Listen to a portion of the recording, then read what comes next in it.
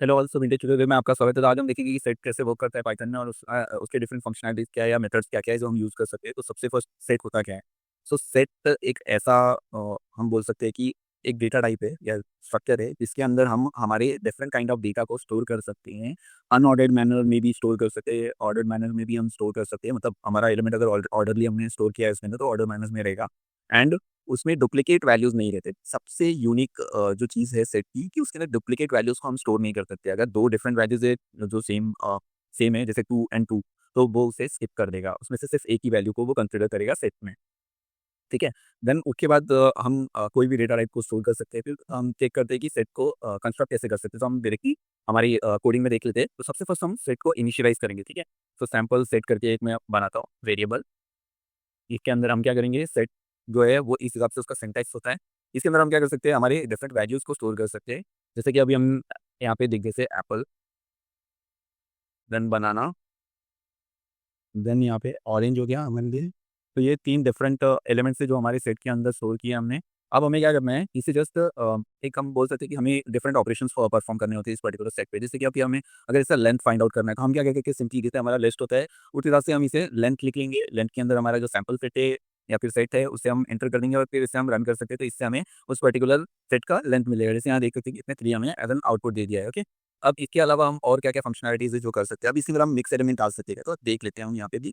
अगर मैंने यहाँ पे 2 डाला है, 2 इज़ एन इंटीजर और इसे रन करके देखता हूँ मैं, तो इसने कोई एरर नहीं दिया हमें। तो इसका मतलब ये है कि यहाँ पे हम मिक्स डेटा टाइप को भी एंटर कर सकते हैं। ये मिक्स डेटा टाइप को प्रॉपर्ली हैंडल करता है, ठीक है? अब एक चीज़ हमने यहाँ पे क्या मतलब चेक करना था हमें कि ये डुप्लीकेट वैल्यूज़ को कैसे हैंडल करता है। तो अभी हमने जस्ट देखा कि वो हैंडल इस हिसाब से करता है कि अगर 2 बार कोई एलिमेंट है या कोई वैल्यू है, तो उसे वो स्किप करके सिंगल एलिमेंट में ही ला देता है, ठीक है? तो अभी हम जस्ट एक ट्राई करते हैं प्रिंट करने का इस पर्टिकुलर सैंपल सेट को। तो ये कैसे उसे हैंडल करेगा, ठीक है? तो यहाँ आप देख सकते हो कि इसने उसे विद रिमूव कर दिया। यहाँ पे सिर्फ ऑरेंज एक ही बार दिख रहा है हमें इस आउटपुट में। तो इसका मतलब ये है कि इसमें अगर हमने डुप्लीकेट एलिमेंट्स भी एंटर किए तो वो ऑटोमेटिकली उसे रिमूव कर देगा बाय डिफ़ॉल्ट, ठीक है? इसके बाद हम और क्या कर सकते हैं डिफरेंट ऑपरेशंस तो वो हम देख लेते हैं। जैसे कि हमने लेंथ देखा। अगर हमें सपोज़ हमारे पास एक कोई लिस्ट है, टपल है, उसे हम कैसे कन्वर्ट कर सकते हैं। जैसे कि अभी एक टाइमिंग के लिए हम एक टपल ले लेते हैं, ठीक है? टपल में एक्चुअली ये कीवर्ड है स्टैंडर्ड, इससे हमें उसका नाम थोड़ा-सा चेंज करना होगा। अभी टपल हो गया हमारा, टपल के अंदर हम वैल्यू डाल देते हैं 1, 2 ओके, हमने ये वैल्यूज़ डाल दी। इसको अगर हमें इसे कन्वर्ट करना है सेट में, ठीक है? तो हमें क्या करना होगा सबसे फर्स्ट एक एक टाइमिंग के लिए हम क्या कर देते हैं इससे वापस से 2 ले लेते हैं। यहाँ पे हमने डबल नंबर डाला है, क्यों? जस्ट हम चेक कर लेते हैं कि सेट अप्लाई करने के बाद ये कैसे वर्क करता है, ठीक है? सेट ऑफ टपल, ओके, ये हमने एक नाम दे दिया। हम क्या करेंगे सेट लिखेंगे एंड ये सर्कुलर ब्रैकेट देंगे इस पर्टिकुलर टपल को सेट में कन्वर्ट करने के लिए। हुँ? तो ये हमारा सेट ये जो है इससे हम कंस्ट्रक्टर ऑफ सेट भी बोलते हैं, ठीक है? अब हम क्या करेंगे जस्ट इसे प्रिंट करके देख लेंगे। हमारा जो सेट का टपल हमने बनाया, इसे हमने रन किया। रन करने के बाद आप देख सकते हैं कि 1, 2, 4 एंड 45 ये हमें दे रहा है, जबकि हमारे पास यहाँ पे 2 वैल्यू 2 बार अक्योर हो रही है इस पर्टिकुलर टपल में। लेकिन जैसे ही हमने सेट अप्लाई किया तो उसमें सेट सेट कंस्ट्रक्टर ने क्या किया, इस पर्टिकुलर टपल का जो डुप्लीकेट वैल्यू थे उसे रिमूव कर दिया और जो भी हमारा सेट था उसे एक ऑर्डर फैशन में हमें लाके यहाँ पे प्रिंट करके दे दिया है, ठीक है? सो ये हमें ऑर्डर्ड फैशन में हमारी वैल्यूज़ लाके दे रहा है, बट इन एक्चुअल केस हम अनऑर्डर्ड वे में भी इसे यूज़ कर सकते हैं, इसे सेव कर सकते हैं उस पर्टिकुलर सेट के अंदर, ठीक है?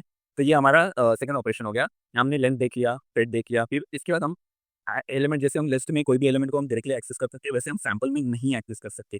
अगर आपने ट्राई किया एलिमेंट एक्सेस करने का तो हमें वो एरर देगा। देखिए अभी लास्ट में अभी हमने यहाँ पे एक स्टेटमेंट डाला है तो इसके लिए हमें एरर आना चाहिए, ठीक है? तो जैसे ही हम रन करेंगे तो यहाँ आप देख सकते हो कि इसने टाइप एरर दे दिया और उसने बोला कि सेट जो है वो सब्सक्राइब नहीं हो सकता है, ठीक है?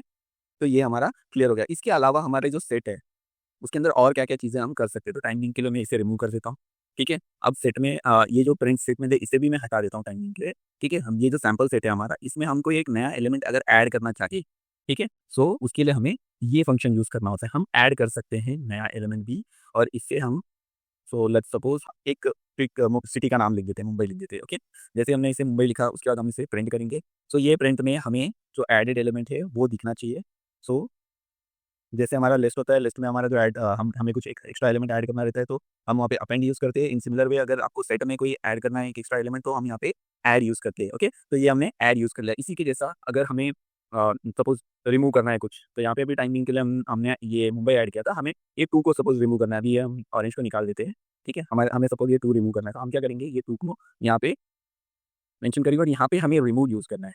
डिफरेंस खाली इतना है कि हम जैसे ऐड करते थे, वैसे ही ऐड की जगह पे हमें यहाँ पे रिमूव मेथड यूज़ करनी है एंड इसे रन करना है। रन करने के बाद आप देखोगे कि यहाँ से हमें ये 2 जो है वो गायब हो चुका है यहाँ से, उसे उसने रिमूव कर दिया है। इसके अलावा और हम क्या यूज़ कर सकते हैं, तो हम इवन डिस्कार्ड भी यूज़ कर सकते हैं। डिस्कार्ड जो हमारा फंक्शन होता है वो सिमिलरली रिमूव के जैसा ही वर्क करता है।